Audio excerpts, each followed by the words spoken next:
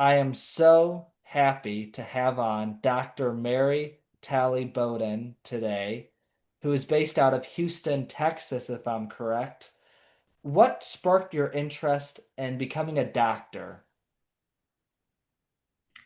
Well, I was one of those that loved school. I loved homework.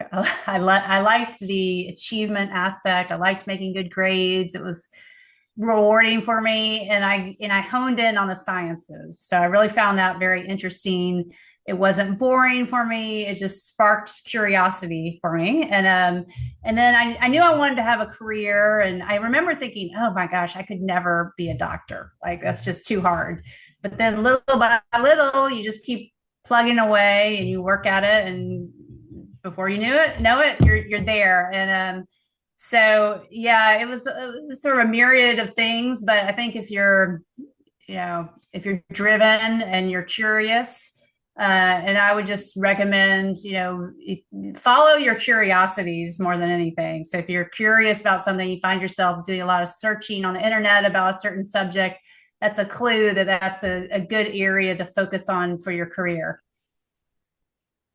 And for you, of course, what would you say? And by the way, I just want to say I'm the opposite.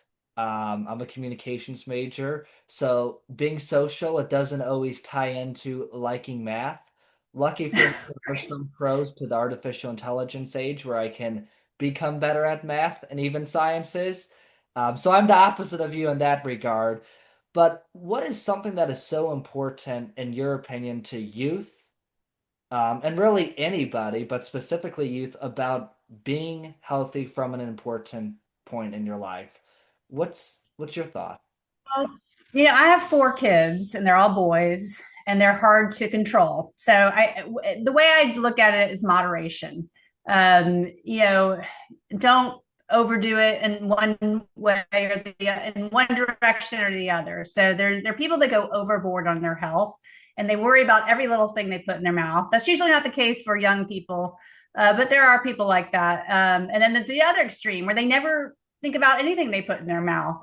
But if you're dragging in your energy, if you're not sleeping well, if your mood is bad, the first thing you should start with is change your diet. I mean, that's a pretty easy thing. And basically, avoid anything that comes in a package. Try just fresh food. And, what I have really turned to carnivore. I don't do it exclusively anymore. But what carnivore taught me is that you can eat a steak or a burger or chicken and be pretty full and not need all that other stuff once you get used to it. But a lot of it's just habit. You order the burger and you get the fries and you get the jumbo Coke, and then you feel like hell afterwards. But if you go a week where you eliminate the fries and the Coke, and then you see how you feel and you see how much better you feel, it's its own reward and it builds on itself. So I would just say, if you're dragging and if you're underperforming in any way, start with your diet, change that, and see how you feel. And something, of course, that I think is big is, and you mentioned soda and things like that. I myself am guilty of diet and zero sugar soda. I drink it a Mm-hmm. lot. I also, though, just want to say that I go to the gym 20 to 30 minutes every other day to lift weights. Not that I'm a bodybuilder. And I also run, 10 to 15 miles a week. So I pick 4 nights where I can maybe run 20 minutes. Now, with that being said, I still got a bad habit of diet soda. And some people might have a bad habit of other things. What are your thoughts on things like hint water, the icy drinks, soda in general? Going a step farther, even, what are your kind of thoughts on alcohol?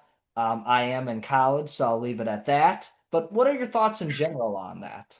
All of that stuff. Well, you'll find as you get an adult that everybody has vices and it's hard to avoid. So you got to figure out what's the least offensive vice because it's just human nature, right? We want to reward ourselves. Life is hard.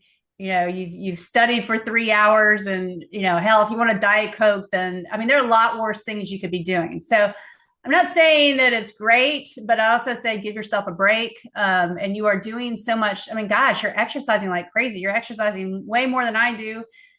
Do the best you can.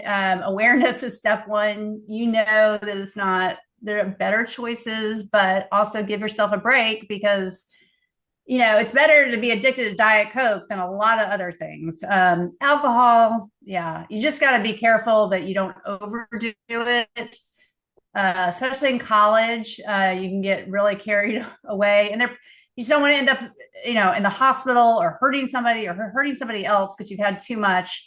But I'm a big believer in moderation and not restricting yourself too much in one way and overdoing it in the other direction.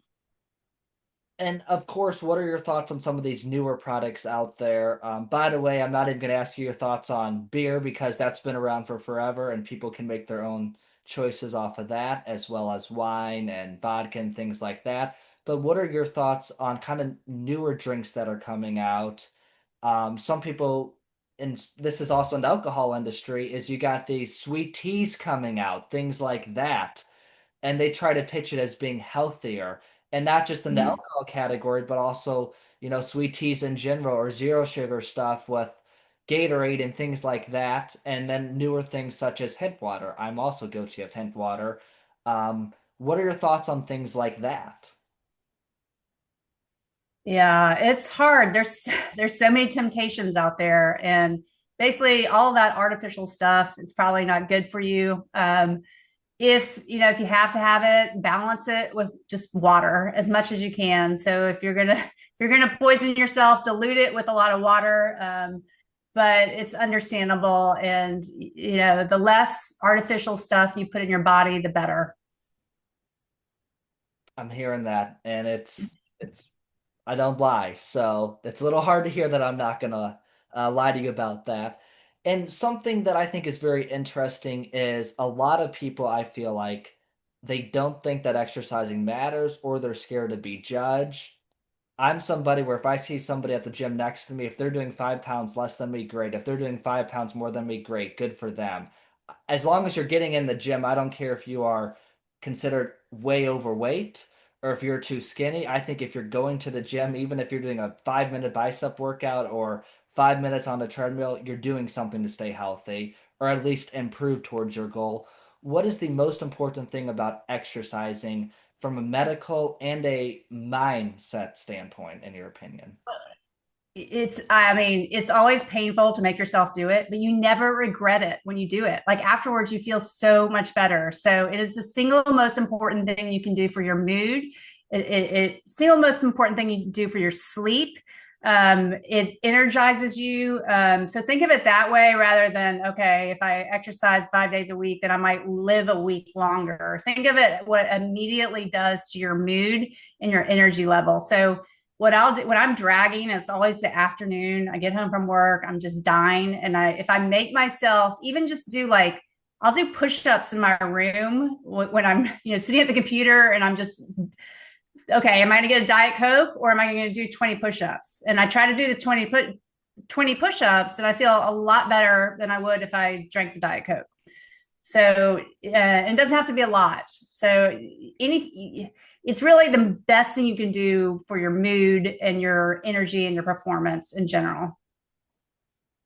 And for you, what would you say is something that, and not just in and for you yourself, but as a doctor, what is something that you have seen through patients who have maybe came in? Obviously, you're more of an ear doctor, but what is something that you've seen from a mood change thing with people who you've talked to who have maybe overcome big weight loss? And what's something that you've heard from them after they've lost 100 pounds or 50 pounds as positively? What are things that you've heard from them? Well, managing your weight, and you don't have to be skinny, but not being overweight is the single most important thing you can do for your health in terms of your mood and your sleep, but also, preventing cancer, preventing heart disease, preventing diabetes. And there's so many ways to lose weight. We haven't really found the perfect way. But what I have found most successful in my patients is basically either zero carbohydrates or very low carbohydrates,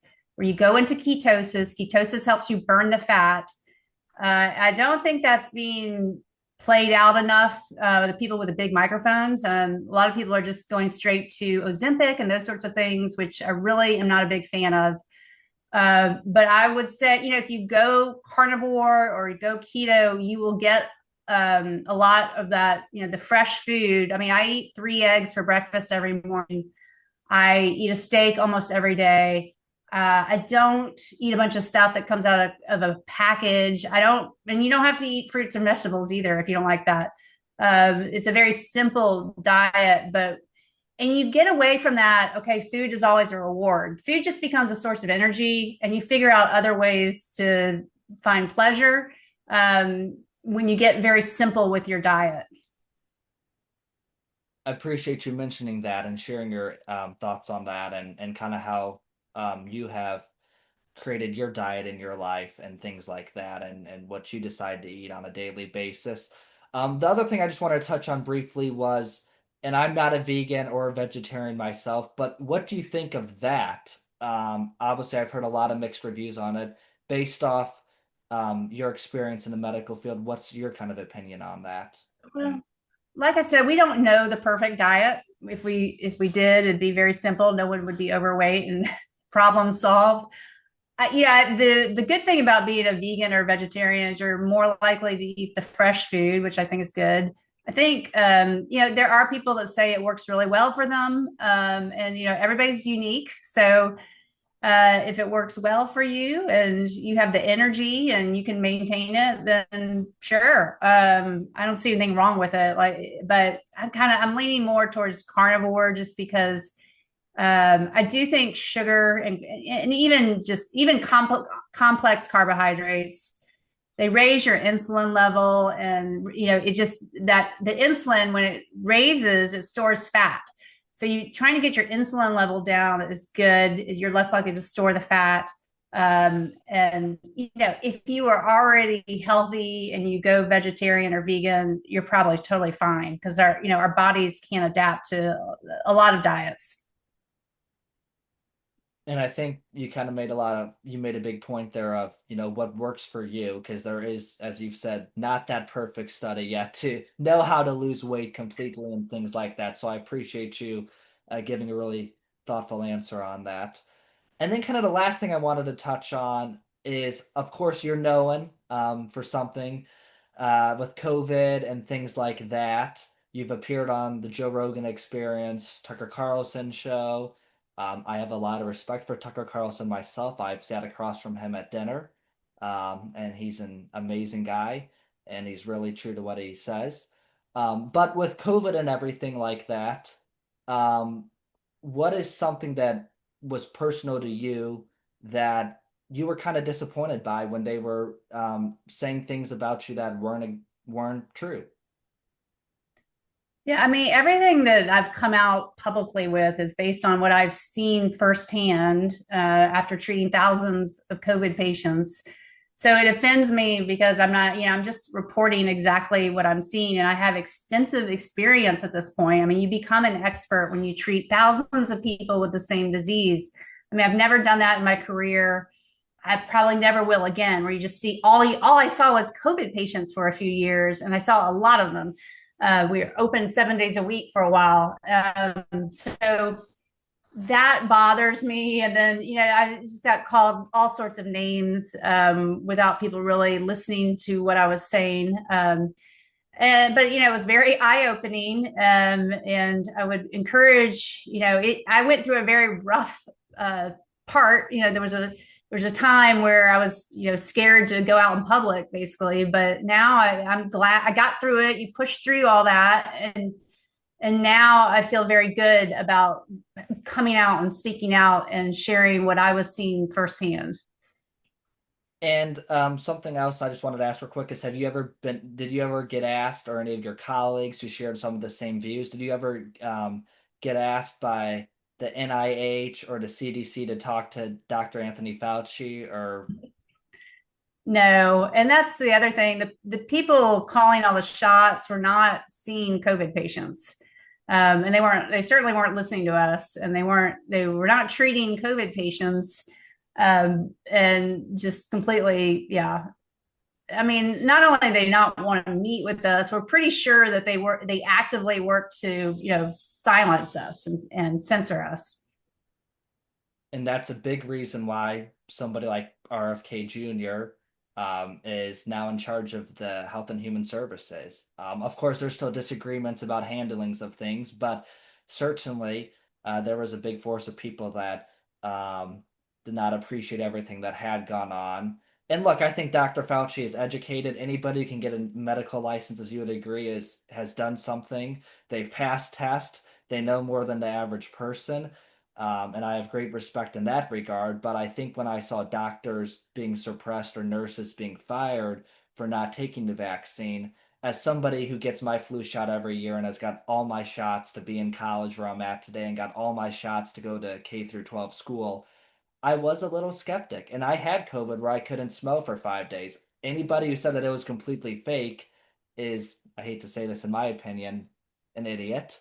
But we do have freedom of speech. But still, when I saw people getting fired or speaking out and getting censored on the COVID stuff, it affected me personally because I had COVID and it was bad, like I said. But at the same time, why were you censoring everybody over this?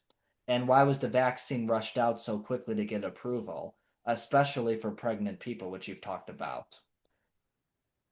Yeah, there was just a lot of red flags around it. And I agree. I mean, had never had any strong opinions against vaccines at all prior to COVID.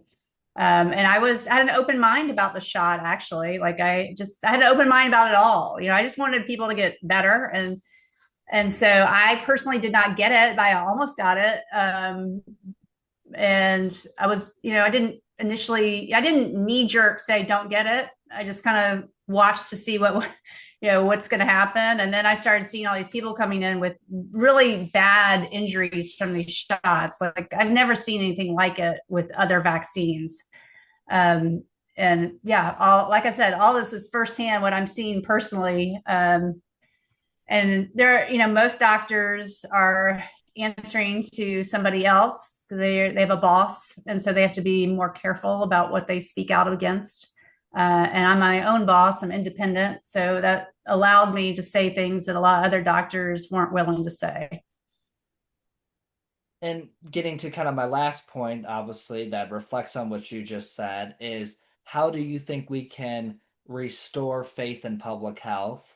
And I say that because, look, I think it's a good thing to have somebody still who would advocate in favor of the vaccine, as well as somebody like yourself, and to have that common sense debate, or not even common sense debate, but just have the debate back and forth for the public to hear, because I don't believe in any censorship. If somebody said that the COVID Mhm. vaccination was the best thing ever, let them speak on it. That's their right. But also, as a doctor like yourself who spoke out against a lot of things with COVID, you have a medical degree. You're not somebody just off the street. Why did they ever censor you? And this is a big thing with the public health debate going forward past COVID, even though it's been a few years now. And a lot of that hype and pros and cons as people have forgotten about. But in the future, when there is maybe another pandemic, um, why is it important to have public health not censoring people? That's kind of how I want to close this interview. Well, it's interesting because 20 years ago, no one had information like they do today, about health issues. And on one hand, I mean, I think doctors get a little bit threatened and maybe irritated because there's so much information out there. And if you haven't been to medical school and you don't have the experience to interpret that information, it can be very frustrating. But on the other hand, like having all that access to information empowers patients like they've never been empowered before. Everybody can go research, do their own research. And it is nice to, consult with a doctor who does have this experience, because when you start seeing patients over and over again, there's things that you learn that you're just not going to get on the internet, or you're not going to get from reading a paper, or journal article, that sort of thing. It's just it's just like with any profession. You can't learn it all on a manual. A lot of it is just so much hands on. But yeah, so my point is, I guess, is that we are in this information age where there's so much information available. And basically when they tried to suppress me, they basically elevated my voice because I was just a single solo doctor. They by coming after me so hard, they made my voice stronger. But yeah, the truth comes out. It would be nice if it weren't so hard for it to come out. And I hope that maybe going forward, we've learned something from the pandemic and what happens when you do suppress the voices, because it tends to backfire when they do that. Well, I appreciate you coming on the show today and sharing all your feedback and mentioning how obviously you became, well, definitely more famous, if that's a good term to use, after it, just because they were trying to suppress you. So I appreciate you sharing your input on ways that the youth can become more healthier going forward, especially in the AI era where AI can be a distraction in technology to fitness and working out, and sharing the importance of diet drinks and sugar drinks and things like that. And then as well as kind of COVID. So I appreciate you sharing all this information today and coming on the show, and it was a real pleasure. Yeah, thanks so much for having me, Jacob.